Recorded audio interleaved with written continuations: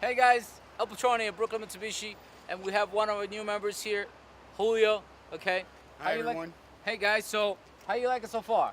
So far it's really good. We have a lot of inventory, which is phenomenal. Okay. It's great. What do you like different between the other stores you've been at? Well, a lot of stores, they based on high price vehicles, so you can't get a lot of people approved. Here Right. we have things for everyone. Okay. And how do you like the culture of the store? Oh no, it's actually very good. We get a lot of flow. We get people from all over, so it Okay. all basically falls in. Finding the right car, they happy, move So it looks forward. like Brooklyn Mitsubishi is going to be it's gonna be a good fit. Oh yes, I think it's gonna be a good home. All right, so welcome home. All right, guys, that's how we do it at Brooklyn Mitsubishi. All right, Julio's going to be our next top player here. Over 30 cars he'll be doing here at Brooklyn Mitsubishi. So shout us out. All right, check him out. Check out his reviews. He got good reviews too. All right, so keep it up, man. Come see us here at Brooklyn Mitsubishi.